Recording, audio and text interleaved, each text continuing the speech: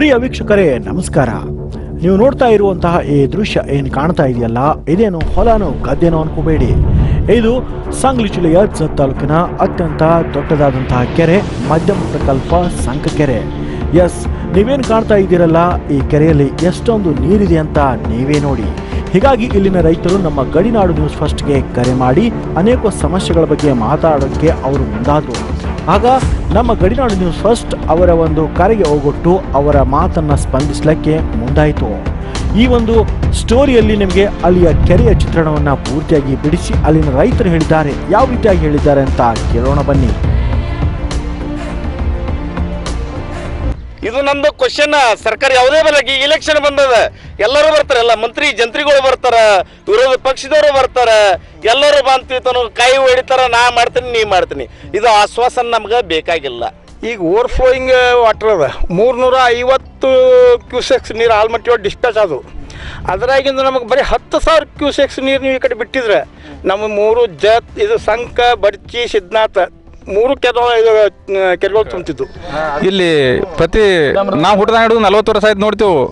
ಮೈಸಾಳ ಸವಾಟಪ್ಪ ನೀರು ನಮಗೆ ಬರ್ತಾವತ್ತೇಳಿ 1982ರಾಗ ಮೈಸಾಳ ಸವಾಟಪ್ಪ ಶುರುವಾತಾಗೈತಿ. ಇಲ್ಲಿ ತನ 43 ವರ್ಷ ಆಯಿತು, ಆದ್ರೆ ಸವಾಟಪ್ಪ ನೀರು ಏನೋ ಸಂಕಕ್ಕೆ ಬಂದೇ ಇಲ್ಲ.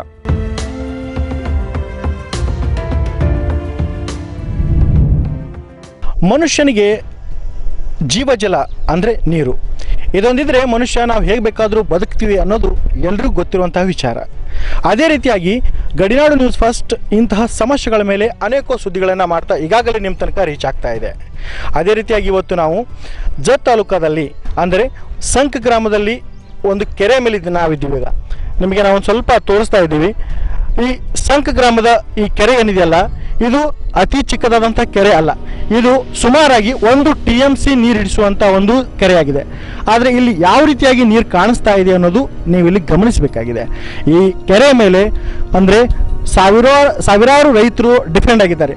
ಆದರೆ ಇಲ್ಲಿ ಮಳೆಗಾಲ ಮುಗಿತಾ ಬಂದರೂ ಕೂಡ ಯಾವುದೇ ತರಹದ ನೀರು ಇಲ್ಲಿ ಇಲ್ಲ. ಆದರೆ ನಮ್ಮ ಆಮದಾರ್ ಆಗಿರ್ಬೋದು, ಇಲ್ಲಿ ಬರುವಂತಹ ಅಧಿಕಾರಿಗಳಾಗಿರ್ಬೋದು, ನಾವು ತಾಲೂಕಾದಲ್ಲಿ ನೀರು ಎಲ್ಲ ಕಡೆ ಪೂರೈಸ್ತಾ ಇದ್ದೀವಿ, ನಡೆಸ್ತಾ ಇದ್ದೀವಿ ಅನ್ನೋ ಆಶ್ವಾಸನೆ ಮಾತ್ರ ಇದೆ. ಹಾಗಾಗಿ ರೈತರು ಸಾಕಷ್ಟು ನಾವು ತೊಂದರೆಯಲ್ಲಿದ್ದೀವಿ ಅನ್ನೋ ಒಂದು ಮಾತು ಎಲ್ಲ ಕಡೆ ಕೇಳಿ ಬರ್ತಾ ಇದೆ. ಇದೇ ಒಂದು ವಿಷಯಕ್ಕೆ ಸಂಬಂಧಪಟ್ಟ ಹಾಗೆ ನಿಮ್ಮ ಗಡಿನಾಡು ನ್ಯೂಸ್ ಫಸ್ಟ್ ಇವತ್ತು ಈ ಒಂದು ಸಂಕ ಗ್ರಾಮದ ರೈತರ ಕಷ್ಟಗಳಿಗೆ ಸ್ಪಂದಿಸಲು ಮತ್ತೆ ಮುಂದಾಗಿದೆ. ಅವರ ಸಮಸ್ಯೆಗಳು ಏನು ಅನ್ನೋದನ್ನು ನಾವು ಕೇಳ್ತಾ ಇದ್ದೀವಿ. ಸೊ ನೋಡಿ, ಇಷ್ಟೆಲ್ಲ ರೈತರು ಇವತ್ತು ಕೂಡಿದ್ದಾರೆ. ಸೊ ನಮ್ಮ ಗಡಿನಾಡು ನ್ಯೂಸ್ ಫಸ್ಟ್ ಜೊತೆಗೆ ತಮ್ಮ ಒಂದು ಅನಿಸಿಕೆಗಳನ್ನು ಹಂಚ್ಕೊಳ್ಳಕ್ಕೆ ದತ್ತಾತ್ರೇಯ ವಾಮನರಾವ್ ಪರೋಳೇಕರ್ ಒಬ್ಬ ನಾಗರಿಕ, ಒಬ್ಬ ಶೇತಕರಿನು.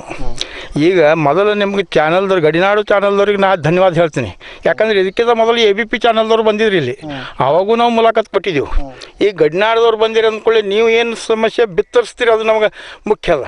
ಈಗ ನಮ್ಮ ದುಃಖ ಹೇಳ್ಕೊಳ್ಳೋದು ಎಲ್ಲರ ಮುಂದೆ ಹೇಳ್ಕೊತೇವೆ ನಾವು, ಆ ಪ್ರಶ್ನೆ ಇಲ್ಲ. ಎರಡನೇದು ವಿಸ್ತಾರಿತ ಯೋಜನಾ ಅಂತ ಹೇಳಿದ್ರು. ವಿಸ್ತಾರಿತ ಯೋಜನಾ ಅಥವಾ ಈಗೇನು ನೀರು ಬರ್ತದಲ್ಲ, ಈ ಪ್ರಶ್ನೆ ಇಲ್ಲ. ಈಗ ಓವರ್ಫ್ಲೋಯಿಂಗ್ ವಾಟರ್ ಅದ, 350 ಕ್ಯೂಸೆಕ್ಸ್ ನೀರು ಆಲ್ಮಟ್ಟಿ ಡಿಸ್ಪ್ಯಾಚ್ ಅದು. ಅದರಾಗಿಂದ ನಮಗೆ ಬರೀ 10,000 ಕ್ಯೂಸೆಕ್ಸ್ ನೀರು ನೀವು ಈ ಕಡೆ ಬಿಟ್ಟಿದ್ರೆ ನಮ್ಮ 3 ಜತ್, ಇದು ಸಂಕ, ಬಡ್ಚಿ, ಸಿದ್ನಾಥ 3 ಕೆರೆಗಳು ತುಂಬ್ತಿದ್ದು. ಅದನ್ನ ಇವ್ರು ಮಾಡಲಿಲ್ಲ. ಯಾವಾಗ ನಾವು ಗಡಿನಾಡದ ಇದು ಒಬ್ರಿಗೊಬ್ರು ಸಹಕರಿಸ್ಬೇಕು, ಯಾವಾಗಂದ್ರೆ ಅವರಲ್ಲಿ ನೀರು ನಾವು ತೊಗೊಬಂದ ನಮ್ಮಲ್ಲಿ ನೀರು ಅವ್ರು ತೊಗೊಳ್ಳೋ ಮುಂದೆ ಅದು ಸಹಕರಿಸ್ಬೇಕಾಗ್ತದೆ. ಈ ಎಕ್ಸ್ಟ್ರಾ ಫ್ಲೋಯಿಂಗ್ ಆಗ್ತದಲ್ಲ, 350 cc ಇದು 350 ಕ್ಯೂಸೆಕ್ಸ್ ನೀರು ಆಲ್ಮಟ್ಟಿ ಬಿಟ್ಟರು, 150 ಕ್ಯೂಸೆಕ್ಸ್ ನಾರಾಯಣಪುರ ಡ್ಯಾಮ್ ಬಿಟ್ಟರು. ಆ ವೇಸ್ಟೇಜ್ ವಾಟರನ್ನು ನಮಗೆ ಇಲ್ಲಿ ಬಿಟ್ಟು ತುಂಬಿದ್ರೆ ನಮ್ಮ ಕೆರೆ ತುಂಬ್ತಿತ್ತು. ನಮ್ದೆಲ್ಲ ಶೇತಕರಿಗಳು ಸುಖದಿಂದ ಇರ್ತಿದ್ರು. ಇವತ್ತು ನಿಮ್ಗೆ ಹೇಳ್ತೀನಿ, ಇದು ಹೋಯ್ತಂದ್ರೆ ಈಗಿನ 2-3 ಮಳೆ ಮುಂದಿನ ದಿವಸದಾಗ ನಮ್ಮ ಶೇತಕರಿ ಅಂತ ಎಲ್ಲರೂ ಗಂಟು ಕಟ್ತಾರೆ. ಇದಕ್ಕಿಂತ ಮೊದಲು ನಾವು ನಿರ್ಣಯ ತೊಗೊಂಡಿದ್ದೀವಿ. ಅವ್ರಿಗೆ ಉಳಿದವ್ರಿಗೆ ಶೇತಕರಿಗೆ ಗುರ್ತೈತು ಇಲ್ಲ ಯಾರಿಗೂ, ನಾದ್ರೆ ಮತ್ತು ಸ್ವತಃ ನಿರ್ಣಯ ತೊಗೊಂಡು ನಾವು ಆದಷ್ಟು ಮಟ್ಟಿಗೆ ಕರ್ನಾಟಕದಾಗ ಹೋಗಿ ಬದುಕಬೇಕು ಅನ್ನೋ ಒಂದು ವಿಷಯ ಅದು. ಯಾಕಂದರೆ ಸಾಕಷ್ಟು ವಿಜಯಪುರ ಜಿಲ್ಲಾ ನಾವು ನೋಡುವಾಗ ಈಗ 40-50 ವರ್ಷಕ್ಕೆ ಪೂರ್ಣ ಬರಗಾಲಿತ್ತು. ಇಂಡಿ ತಾಲೂಕು, ವಿಜಯಪುರ ಜಿಲ್ಲಾ ಕಂಪ್ಲೀಟ್. ಇವತ್ತು ಇಂಡಿ ತಾಲೂಕು, ವಿಜಯಪುರ ಜಿಲ್ಲಾ ನಂದನವನ ಆಗ್ಯದ. ನಾವಿನ್ನೂ 40 ವರ್ಷ ಹಿಡಿದಿರೋ 16-17 ಮಂದಿ ಆಮದಾರ ಆಗ್ಯಾರ ನಮ್ಮಲ್ಲಿ MLAಗಳು. ಎಲ್ಲರೂ ನಮ್ಗೇನು ಮಾಡ್ಯಾರ, ಮೈಸಾಳ ಸಾವಟ್ಟಪ್ಪ ಅಂತ ಬಟ್ ಮಾಡಿ ತೋರ್ಸ್ಯಾರ. ನಾವು ಖುಷಿಯಿಂದ ಹೋದೆವು. ಒಮ್ಮೆ ನಮ್ಮ ಟೆಂಪೋ ತೊಗೊಂಡು ನಮ್ಮ ದೋಸ್ತಿದ್ದ ಮಹಾರುದ್ರ ಹಲ್ಕುಡಿ ಅಂತೇಳಿ ಅವ್ರು ತೀರ್ ಹೋದ್ರೀಗ. ಅವ್ರು ಈ ಸನಮಡಿಕರ ಆಮದಾರ ಇದ್ದಾಗ ನಮ್ಗೆ ಮೈಸಾ ಸಾವಟ್ಟಪ್ಪ ನೀರು ಬಂದವ್ ನಡ್ರಿ ನೋಡೋಣ ಅಂದರು. ನಾವು ಟೆಂಪೋ ತುಂಬ್ಕೊಂಡು ಹೋದೆವು. ಎಲ್ಲರೂ ಹೋಗಿ ನೋಡ್ತೀವಿ, JCB ಕೆದರ್ಲತ್ತಿತ್ತು. ಅಲ್ಲೇನು ಮತ್ತೊಂದು ಕೆಲಸ ಏನಿಲ್ಲ, JCB ಕೆದರ್ತಿತ್ತು. ಮೈಸಾ ಸಾವಟ್ಟಪ್ಪ ನೀರು ಬರ್ಲಾತ್ತಂದ್ರು.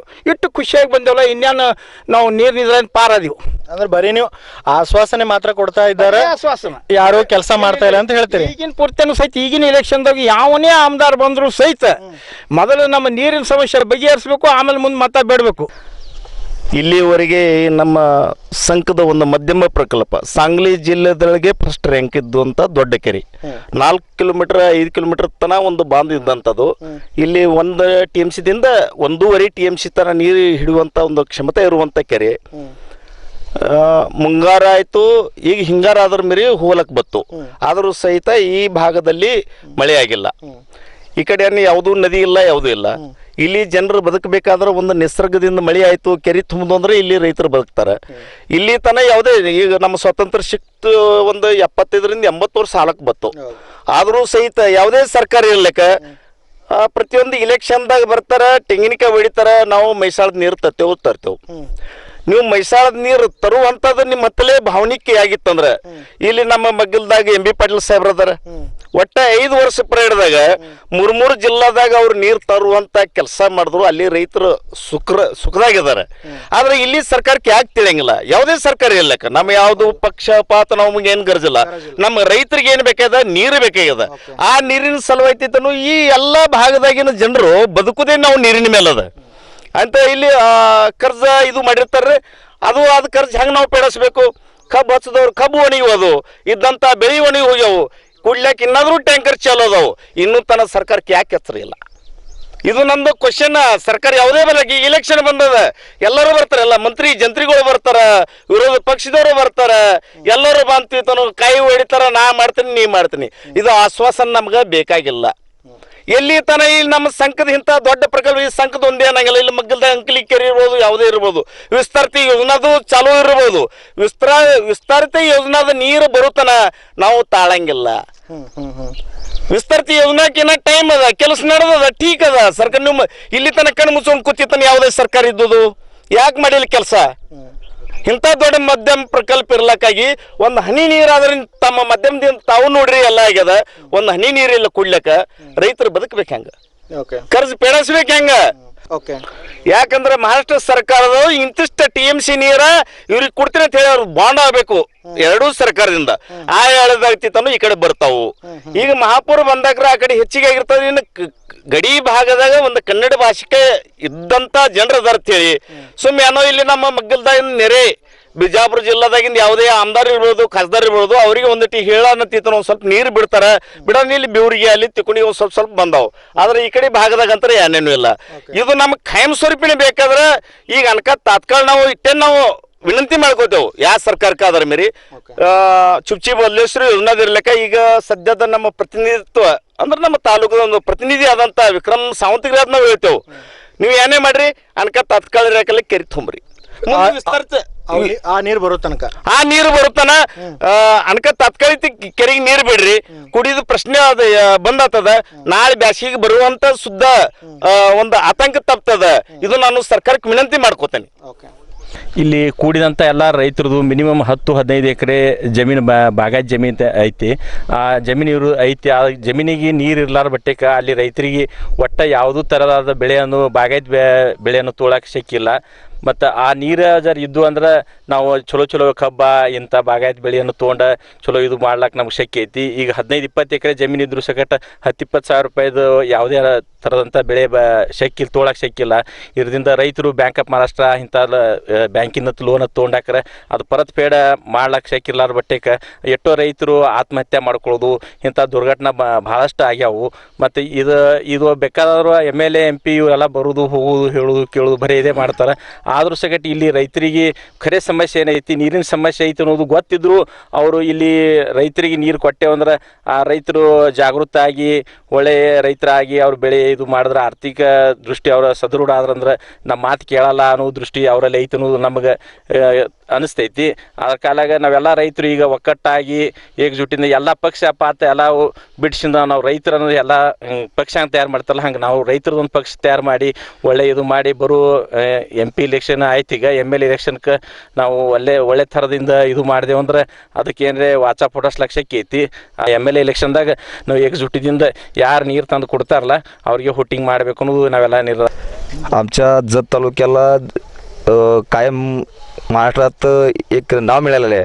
नाव या एवढ्यासाठी मिळालं आहे, जत तालुका हा कायमस्वरूपी दुष्काळी तालुका म्हणून हे प्रत्येक खासदार आमदार प्रत्येकाला माहीत आहे, प्रत्येकाला दिग्गज प्रत्येक पक्षातील लोकांना माहीत आहे. जत हा कायम दुष्काळ स्वरूपी तालुका आहे आणि येथील या दुष्काळ राहण्याचा आमच्या तालुक्याचा एकच दृष्टिकोन आहे, इथला राजकीय व्यवस्था. येथील राजकीय व्यवस्था दणदणक्यांच्या हातात येथील साखर सम्राट असल्याने आमच्या तालुक्यामध्ये कायमस्वरूपी दुष्काळ असल्याने येथील ऊसतोड मजूर भरपूर असून ह्या मजुरांचा उपयोग ऊसतोड कारखान्यासाठी होण्यासाठी आमच्या तालुक्यामधून दरवर्षी आता दसरा झाल्यानंतर आमच्यातनं लोक मजुरासाठी ऊसतोड मजूर म्हणून कमीत कमी 1 लाख ते 1.25 लाख लोक आमच्या तालुक्यातून स्थलांतर होतात. हे आपल्या तालुक्यातीलच दिग्गज नेते आहेत, त्यांनी प्राबल्य असलेले साखर सम्राट आहेत. एका साखर सम्राटाचे 8-8, 9-9 कारखाने आहेत. त्या लोकांनी वास्तविक पाहता त्यांनी दुर्लक्ष केलं. जर प्राबल्याने आमच्या जत तालुक्या सांगली जिल्ह्याला मुख्यमंत्री पद हे वसंतदादांच्या माध्यमातून मिळालं. प्रत्येक खासदार मिळाले. खासदारांना मागील खासदारांना संजय काका यांना म्हैसाळ विस्तार योजनेचे कृष्णा महामंडळ उपाध्यक्ष केलं. त्यांनी सुद्धा आमच्या जत तालुक्याकडे दुर्लक्ष केलं. माननीय मुख्यमंत्री देवेंद्र फडणवीस यांनी मागच्या इलेक्शन दरम्यान आमच्या संघमध्ये आले होते. त्यांनी भाषणादरम्यान सांगितलं, तुम्हाला एकच हवी आहे, ते आम्हाला माहीत आहे, तुम्हाला फक्त पाणी, आम्ही पाणी 100% देतो. आणि त्यांनीही शब्द दिला. असं प्रत्येक वेळी प्रत्येक इलेक्शनाला गाजर दाखवण्याचं काम आमच्या तालुक्याला झालेलं आहे. तालुक्यावर फार मोठा अन्याय झालेला आहे. तालुक्यात द्विधा मनस्थिती आहे. जत तालुक्यामध्ये पश्चिम भागामध्ये पूर्ण सुजलाम सुफलाम असं झालेलं आहे आणि आमच्या पूर्व भागामध्ये इथं कन्नड भाषिक जास्त आहेत आणि पश्चिम भागामध्ये मराठी भाषिक जास्त आहेत. इथं दुजाभाव होत आहे. असं आमच्या जत तालुक्यातील 65 गाव वंचित असलेल्या लोकांना यांच्या मनात एक आशा निर्माण झालेला आहे की त्यांना राग निर्माण झालेला आहे. त्यांना वाटतं की आपण कन्नड भाषिक असल्यामुळे आपल्याला इथील लोक महाराष्ट्रातील लोक पाणी देत नाहीत अशी एक धारणा झालेली आहे. इथल्या शेजारी आमच्या कर्नाटक हद्दीमध्ये एक 10 किलोमीटर या हद्दीमध्ये सुजलाम सुफलाम इथलं द्राक्ष बागायतदार, डाळिंब बागायतदार हा मोठ्या प्रमाणात आहे. त्यांचं एक स्रोत आहे, जे शेती स्रोत आहे. इथून मुख्य उत्पादन हे शेती स्रोत असून त्या स्रोतमध्ये त्यांचं आर्थिक उन्नती झालेलं आहे आणि तिथली सरकार त्यांना मजबूतीनं पाणी देण्याचं आश्वासन दिलं आणि आश्वासन पूर्ण केलं. त्यांना समृद्ध केलं पाण्यापासून. आमचं संघ तलाव गेले 4 वर्षे भरलेले नाहीत. येथील स्थानिक आमदार विद्यमान आमदारांनी सांगितलं, मला निवडून द्या तुम्ही आणि तुम्हाला मी समाधानकारक पाणी नाही दिला तर मी राजीनामा देईन, असं त्यांनी आश्वासन दिलं. सांगली जिल्ह्यामध्ये सर्वात मोठा पाण्याचा स्रोत असलेलं मोठं क्षेत्र असलेलं हे तलाव आहे. सांगली जिल्ह्यामध्ये सर्वात मोठं क्षेत्र संघचं 1 TMC असलेलं कॅपॅसिटी असलेले हे संघ तलाव आहे. येथील भविष्य काळात पाणी पोचेल, पण त्याला सक्षम असा एक स्थानिक आमदार पाहिजे. आमदारांनी जर दबाव निर्माण केला आणि त्यांनी वेळोवेळी मागणी केली तर प्रत्यक्षपणे आपल्याला पाणी पुढील काळात मिळू शकते. पाण्याचं आमिष दाखवायचे. आमिषावर आमच्या लोकांचे भरपूर बळी गेलेला आहे. इथले भरपूर प्रमाणात मोठ्या प्रमाणात द्राक्ष डाळिंब बागायत होते, हे सगळं संपुष्टात आलेलं आहे. असं संपुष्टात आल्यानंतर शेतकरी परत आहे ना उभारणीसाठी येथील कर्ज सुविधा उपलब्ध करून घेणे हे गरज आहे आणि सर्व गोष्टींचा उपलब्ध करून इथल्या शेतकऱ्यांना न्याय द्यावा असं आमचं विनंती आहे. आम्ही आक्रोश करत होतो कर्नाटकात जाण्याची, पण आम्हाला मुख्यमंत्र्यांनी ग्वाही दिलेला आहे आणि निधी पण दिलेला आहे. पण काम होणे गरजेचं आहे. काम जलद गतीनं करून आमचा प्रश्न कायमस्वरूपी सोडवा अशी आम्ही ವಿನಂತಿ करतोय आणि मागणी करतोय. 40 ವರ್ಷ ಆಯ್ತು ನೋಡ್ತೀವಿ ಮೈಸಾಳ ಸವಾಟಪ್ಪ ನೀರು ನಮಗೆ ಬರ್ತಾವ ಅಂತೇಳಿ 1982 ಮೈಸಾಳ ಸವಾಟಪ್ಪ ಶುರುವಾತಾಗೈತಿ. ಇಲ್ಲಿ ತನ 43 ವರ್ಷ ಆಯಿತು, ಆದ್ರೆ ಸವಾಟಪ್ಪ ನೀರು ಏನೋ ಸಂಕಕ್ಕೆ ಬಂದೇ ಇಲ್ಲ. ಈ ಹಿಂದೆ 5 ವರ್ಷನಾಗ ತಿಳಿದೋದಕ್ಕೆ ನಮ್ಗೆ ಜತ್ ತಾಲೂಕದಂದು 65 ಊರ ಮೈಸಾಳ ಸವಾಟಪ್ಪದಾಗ ಇಲ್ಲಿ ಅನ್ನೋದು. ಈಗ ಅದ್ರದ್ದು ವಿಸ್ತಾರಿತ ಯೋಜನೆ ಮಾಡಿ ಕೆಲಸ ಚಾಲೂ ಮಾಡ್ಯಾರ. ಆದ್ರೆ ಹೋದ ಇಲೆಕ್ಷನ್ದಾಗ ಇದೇ ನಮ್ಮ ಇದ್ದಂಥ ಆಮದಾರ್ ಸಾಹೇಬರು ನಾ 3 ವರ್ಷನಾಗ ಅದರ ಸಂಕಕ್ಕೆ ನೀರು ತರಲಿಲ್ಲ ಅಂದ್ರೆ ನಾ ರಾಜೀನಾಮೆ ಕೊಡ್ತೀನಿ ಅಂತೇಳಿ ಒಂದು ಮಾತು ಕೊಟ್ಟಿದ್ರು. ಆದ್ರೆ ಆ ಮಾತು ಮುಗದೇ ಹೋಯ್ತು. ಇದನ್ನು ಬಿಟ್ಟು 21-22ದಾಗ ಸಂಕದ ಕೆರೆಗೆ ನೀರು ಬಂದಿದ್ದು ಅಂತ ಹೇಳಿಕಿಸಿಂದ ಪೂಜಾ ಮಾಡಿದ್ರು. ಕರ್ನಾಟಕದ ಮಂತ್ರಿಗಳು ಬಂದರು, ಅವ್ರ ಸಂಕದಾಗ ಒಂದು ಪಾಣಿ ಪರಿಷತ್ ತೊಂದರು. ನಾವು ಕರ್ನಾಟಕದ ನೀರು ಬಿಟ್ಟು ಕಿಸಿನ ಸಂಕದ ಕೆರೆ ತುಂಬಿದೆ ಇವತ್ತು. ಅವಾಗ ಹೆಂಗೆ 21-22 ನೀರು ಕರ್ನಾಟಕದ ಬಿಟ್ಟು ಕಿಸಿನ ಸಂಕದ ಕೆರೆ ತುಂಬಿದ್ರಲ್ಲ, ಅದೇ ಥರ ಈಗ ಯಾಕೆ ಮಾಡ್ಲಿಕ್ಕೆ ಸಿಕ್ಕಿಲ್ಲ? ಈಗಾದರೂ ಅವರು ಅದೇ ಕರ್ನಾಟಕದ ನೀರು ಈಗ ಹೆಂಗೆ ಕರ್ನಾಟಕದವ್ರು ನೀವು ಏನು ಬೇಕಾದ್ ಮಾಡಿರಿ, ಕರ್ನಾಟಕದ ಆಮದಾರ್ಗೆ ಹೇಳ್ರಿ, ಖಾಸದಾರ್ಗೆ ಹೇಳ್ರಿ, ಕರ್ನಾಟಕ ಸರ್ಕಾರಕ್ಕೆ ಹೇಳ್ರಿ.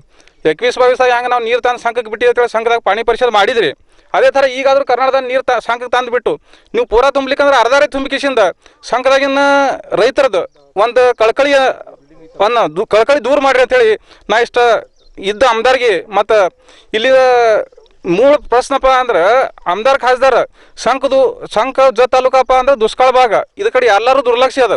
ಇಲೆಕ್ಷನ್ ಬತ್ತಂದ್ರೆ 5 ವರ್ಷಗೊಮ್ಮೆ ಸವಾಟಪ್ಪದ ಮಾತಾಡ್ತಾರ, ಆದ್ರೆ ನೀರು ಯಾವ ಕೆಲಸ ಯಾರು ಮಾಡೋದಿಲ್ಲ. ಅದ್ರ ಸಲುವಾಗಿ ಆದಷ್ಟು ಲೌಕರ ಈ ಸಂಕದ ಕೆರೆ ಈ ವರ್ಷ ಈಗ 3 ತಿಂಗಳು ಮುಗಿದೋಯ್ತು ಮಳೆಗಾಲ ಚಾಲು ಆಗಿ, ಇನ್ನು ಹಿಂಗಾರಿ 2 ಮಳೆ ಉಳ್ದಾವು. ಆ 2 ಮಳೆಗೆ ನೀರು ಬರ್ತಾವತ್ತೆ ಅನ್ನೋದು ಗ್ಯಾರಂಟಿ ಇಲ್ಲ. ಮತ್ತು ಸರ್ಕಾರ ಇಲ್ಲಿ ತನಕ ಬರೀ ಗ್ರಾಮ ಪಂಚಾಯತಿಗೆ ಟ್ಯಾಂಕರ್ಲೆ ನೀರು ಪ್ರವಾಸ ಮಾಡ್ತದೆ. ಅದೇ ಟ್ಯಾಂಕರ್ಗೆ ಹಾಕೋ ಖರ್ಚನ್ನು ಸಾವಾಟಪ್ಪಕ್ಕೆ ವರ್ಗ ಮಾಡ್ಕಿಸಿಂದ ಅದೇ ನಿಧಿ ಜರ ಮಾಡಿದ್ರೆ ಕಂಟಿನ್ಯೂ ನೀರು ಬರ್ತದೆ, ಟ್ಯಾಂಕರ್ ಖರ್ಚು ಉಳಿತೈತಿ. ಇದನ್ನು ಸರ್ಕಾರ ವಿಚಾರ ಮಾಡ್ಬೇಕಾಗಿತ್ತು. ಓಕೆ ವೀಕ್ಷಕರೇ, ಇದಾಗಿತ್ತು ಇಲ್ಲಿಯ ರೈತರ ಒಂದು ಗೋಳು. ಕೇಳಿದ್ರಲ್ಲ ಅವರ ಒಂದು ಮಾತುಗಳು ಏನಿದೆಯಲ್ಲ, ನಮಗೆ ಆ್ಯಕ್ಚುಲಿ ನೀರು ಕೊಡಿ, ಬೇರೆ ಏನೂ ಬೇಕಾಗಿಲ್ಲ. ಆದರೆ ಈಗಿನ ವಿದ್ಯಮಾನ ಆಮದಾರ್ ಆಗಿರುವಂತಹ ವಿಕ್ರಮದಾದ ಸಾವಂತ್ ಅವರಿಗೂ ಕೂಡ ಕೆಲವೊಂದಿಷ್ಟು ಕ್ವಶನ್ಗಳನ್ನು ಅವರು ಕೇಳಿದ್ದಾರೆ. ಸೊ ನೀವು ನಮ್ಗೆ ಯಾವ ರೀತಿಯಾಗಿ ರೆಸ್ಪಾನ್ಸ್ ಕೊಡ್ತಾ ಇದ್ದೀರಾ, ಅಲ್ಲಲ್ಲಿ ಪೂಜೆ ಮಾಡ್ತಾ ಇದ್ದೀರಾ, ಆದರೆ ನಮ್ಮ ಊರಿಗೆ ಏನು ಕೊಡುಗೆನ ಕೊಟ್ಟಿದ್ದೀರಾ ಅನ್ನೋ ಒಂದು ಮಾತನ್ನು ಇಲ್ಲಿಯ ಗ್ರಾಮಸ್ಥರು ಇಟ್ಟಿದ್ದಾರೆ. ಯಾಕೆಂದರೆ ಬರೀ ಎಲೆಕ್ಷನ್ಗೋಸ್ಕರ ಮಾತ್ರ ನೀವು ಆಶ್ವಾಸನೆಗಳನ್ನು ಕೊಡಬೇಡಿ, ನೀವು ಏನು ಹೇಳ್ತೀರಾ, ಏನು ನುಡಿತೀರಾ, ಆ ನುಡಿದಂತೆ ನಡೆದಿದ್ದೀರಾ ಅನ್ನೋ ಒಂದು ಪ್ರಶ್ನೆ ಇಲ್ಲಿ ಸಾಕಷ್ಟು ರೈತರ ಒಂದು ಮನಸ್ಥಿತಿ ಆಗಿದೆ. ವಿಸ್ತಾರಿತ ಮೈಶಾಳ ಯೋಜನೆ ಆಗಿ ಆಲ್ರೆಡಿ 2 ವರ್ಷ ಆಯಿತು, ಅದು ಟೆಂಡರ್ ಕೂಡ ಆಗಿದೆ. ಆದರೆ ಆ ಕೆಲಸ ಎಲ್ಲಿಗೆ ನಿಂತು, ಅದು ಎಲ್ಲಿ ತನಕ ಬಂದಿದೆ, ಅದು ಇನ್ನೂ ಎಷ್ಟು ವರ್ಷ ಹೋಗ್ಬೋದು ಅನ್ನೋ ಒಂದು ಆತಂಕ ಕೂಡ ಇಲ್ಲಿ ರೈತರಿಗೆ ಸಾಕಷ್ಟು ಅಂದರೆ ಆತಂಕ ಕಾಣಿಸ್ತಾ ಇದೆ. ಇಲ್ಲಿ ಈಗ ಮಳೆಗಾಲ ಅಂತೂ ಮುಗಿಲಕ್ಕೆ ಬಂತು, ಇಲ್ಲಿ ನೀರಿನ ಯಾವುದೇ ತರಹದ ಒಂದು ಸೋರ್ಸ್ ಇಲ್ಲ. ಇದ್ರ ಮೇಲೆ ರೈತರು ಯಾವ ರೀತಿ ಬದುಕಬೇಕು, ಮುಂದೆ ಏನು ಮಾಡಬೇಕು ಅನ್ನೋ ಒಂದು ಆತಂಕ ಕೂಡ ಶುರುವಾಗಿದೆ. ಇಲ್ಲಿ ತಾವು ಕಾಣ್ಬೋದಾಗಿದೆ, ಏನೂ ನೀರಿಲ್ಲ ಇಲ್ಲಿ. ಸೊ ಇಂತಹ ಕೆರೆಗಳು ನಮ್ಮ ಜತ್ ತಾಲೂಕದಲ್ಲಿ ನಿಮಗೆ ನೋಡಲಿಕ್ಕೆ ಬಹಳಷ್ಟು ಸಿಗುತ್ತೆ. ಆದರೆ ಈ ಒಂದು ಮಳೆಗಾಲದಲ್ಲಿಯೇ ಈ ಥರ ಒಂದು ಪರಿಸ್ಥಿತಿ ನಮಗೆ ಕಂಡು ಬಂದರೆ ಮುಂದೆ ಈ ವರ್ಷದ ಒಂದು ಬೇಸಿಗೆ ಕಾಲದಲ್ಲಿ ಏನು ಪರಿಸ್ಥಿತಿ ಆಗ್ಬೋದು ಅನ್ನೋ ಒಂದು ರೈತರ ಆಕ್ರೋಶ ಇವಾಗ ಸಾಕಷ್ಟು ಹೊರ ಹಾಕ್ತಾ ಇದ್ದಾರೆ. ಸ್ವತಂತ್ರ ಸಿಕ್ಕು ಇಷ್ಟು ವರ್ಷ ಆಯಿತು, ಆದರೆ ನಮ್ಮ ಒಂದು ಪ್ರಶ್ನೆಗೆ ಇನ್ನೂ ಯಾಕೆ ಉತ್ತರ ಸಿಗ್ತಾ ಇಲ್ಲ. ಎಷ್ಟೋ ಆಮದಾರುಗಳು ಬಂದು ಹೋದ್ರು, ಎಷ್ಟೋ ಆಶ್ವಾಸನೆಗಳನ್ನು ಕೊಟ್ಟರು, ಆದರೆ ಇಲ್ಲಿ ತನಕ ನಮಗೆ ನೀರಿನ ಯಾವುದೇ ತರಹದ ಸೋರ್ಸ್ ಸಿಕ್ಕಿಲ್ಲ ಅನ್ನೋ ಒಂದು ಮಾತನ್ನ ರೈತರು ನೇರವಾಗಿ ತಮ್ಮ ಆಕ್ರೋಶವನ್ನು ನಮ್ಮ ಚಾನೆಲ್ ಮುಖಾಂತರ ಹೊರ ಹಾಕ್ತಾ ಇದ್ದಾರೆ. ಇದು ನಿಜವಾಗಲೂ ಇವಾಗ ಏನು ಎಲೆಕ್ಷನ್ ಬರ್ತಾ ಇದೆಯಲ್ಲ, ಇದು ಪ್ರತಿಯೊಬ್ಬರು ಯಾವ ರೀತಿಯಾಗಿ ನಾವು ನಿಲ್ತೀವಿ, ನಾವು ಮಾಡ್ತೀವಿ ಅನ್ನೋ ಒಂದು ಆಮದಾರುಗಳು ಇವತ್ತು ಈ ಎಲೆಕ್ಷನ್ಗೋಸ್ಕರ ಆಕಾಂಕ್ಷಿಗಳಿದ್ದಾರಲ್ಲ. ಸೊ ಯಾವುದೇ ಪಕ್ಷ ಅಂತ ನಾವು ತಗೊಳ್ಳೋದಿಲ್ಲ, ಆದರೆ ಯಾರೇ ಬನ್ನಿ, ಆದರೆ ಒಟ್ಟಿನಲ್ಲಿ ನಮಗೆ ನೀರು ಕೊಡಿ ಅನ್ನೋ ಒಂದು ಮಾತು ಈ ರೈತರದಾಗಿದೆ. ಯಾಕೆಂದರೆ ಇಲ್ಲಿ ಜತ್ ತಾಲೂಕದಲ್ಲಿ ನೋಡ್ಬೋದು ತಾವು, ಇಲ್ಲಿ ಇನ್ನೂ ಕೂಡ ಕಬ್ಬು ಕಟಾವು ಮಾಡಲಿಕ್ಕೆ ರೈತರು ಹೋಗ್ತಾ ಇದ್ದಾರೆ, ಕೂಲಿ ಕಾರ್ಮಿಕರು ನೋಡಲಿಕ್ಕೆ ಸಾಕಷ್ಟು ಸಿಗ್ತಾರೆ. ಇಲ್ಲಿ ಬಹಳಷ್ಟು ಸಮಸ್ಯೆಗಳಿದೆ. ಇದೆಲ್ಲದಕ್ಕೂ ಒಂದೇ ಒಂದು ಕಾರಣ, ನಮಗೆ ನೀರು ಕೊಡಿ, ಬೇರೆ ಏನು ಬೇಡ ಅನ್ನೋದು ಮಾತನ್ನ ಹೇಳ್ತಾ ಇದ್ದಾರೆ. ಮತ್ತೆ ಲಾಸ್ಟ್ ಟೈಮ್ ಕೂಡ ಇಲ್ಲಿ ಒಂದು ಘಟನೆ ಕೂಡ ಆಗಿತ್ತು. ನೀರು ಒಂದು ವೇಳೆ ಕೊಡದೆ ಹೋದರೆ ಇಲ್ಲಿಂದ ನಮಗೆ ಬಿಟ್ಟು ಕೊಡಿ, ನಾವು ಕರ್ನಾಟಕಕ್ಕೆ ಹೋಗ್ತೀವಿ, ನಮ್ಮ ಸಮೀಪದ ಕರ್ನಾಟಕ ನೆರೆ ರಾಜ್ಯಕ್ಕೆ ಹೋಗ್ತೀವಿ ಅನ್ನೋ ಒಂದು ಮಾತನ್ನು ಕೂಡ ಹೇಳಿದರು. ಸೊ ಹೀಗಾಗಿ ಇದಕ್ಕೆ ಒಂದು ಮಹಾರಾಷ್ಟ್ರ ಸರ್ಕಾರ ನಾವು ಬೇಡ ನೀರು ಕೊಡ್ತೀವಿ ಅನ್ನೋ ಒಂದು ಏನು ಮಾತು ಅವತ್ತು ಹೇಳಿದ್ರು, ಅಲ್ಲಿಂದ ಇಲ್ಲಿ ತನಕ ಕೂಡ ಸುಮ್ಮನೆ ಇದ್ದಾರೆ ಜನ. ಆದರೆ ಇವಾಗ ಮಾತ್ರ ಪ್ರಶ್ನೆ ಕೇಳುವಂಥ ಸಮಯ ಬಂದಿದೆ. ಸೊ ನೀವೇನು ಆಶ್ವಾಸನೆ ಕೊಡ್ತಾ ಇದ್ರಾ, ಎಲೆಕ್ಷನ್ಗೋಸ್ಕರ ಏನು ನೀವು ಸುಳ್ಳುಗಳನ್ನು ಹೇಳ್ತಾ ಇದ್ರಾ, ಆ ಸುಳ್ಳು ಭರವಸೆಯನ್ನು ನಿಲ್ಲಿಸಿ, ಸೊ ನೀವು ಏನು ಮಾಡ್ತೀರಾ ಅದನ್ನು ಮಾತ್ರ ಹೇಳಿ ಅನ್ನೋ ಮಾತು ಎಲ್ಲ ರೈತರ ಒಂದು ಮಾತಾಗಿದೆ. ಕ್ಯಾಮ್ರಾ ಪರ್ಸನ್ ರವಿ ಕುಲಕರ್ಣಿ ಜೊತೆ ಗಡಿನಾಡು ನ್ಯೂಸ್ ಫಸ್ಟ್ ಸಂಕ. ಒಂದು ಕಡೆ ಎಲೆಕ್ಷನ್ ಪ್ರಚಾರದ ಜೋರು ಹವಾ, ಇನ್ನೊಂದು ಕಡೆ ಅನೇಕ ರೈತರ ಒಂದು ನೀರಿಗೋಸ್ಕರ ಪರದಾಟ. ಹಾಗಿದ್ರೆ ಇವರ ಪ್ರಶ್ನೆಗೆ ಉತ್ತರ ಕೊಡೋದು ನಮ್ಮ ತಾಲೂಕಿನ ಜನಪ್ರತಿನಿಧಿಗಳೋ ಅಥವಾ ಆ ಮಳೆರಾಯನೋ ಕಾದು ನೋಡಬೇಕಾಗಿದೆ. ಸ್ನೇಹಿತರೆ, ನೀವು ಇನ್ನೂ ಕೂಡ ನಮ್ಮ ಚಾನಲ್ನ ಸಬ್ಸ್ಕ್ರೈಬ್ ಮಾಡಿಕೊಂಡಿಲ್ಲ ಅಂದರೆ ಈ ಕೂಡಲೇ ನಮ್ಮ ಚಾನಲನ್ನು ಸಬ್ಸ್ಕ್ರೈಬ್ ಮಾಡಿಕೊಳ್ಳಿ.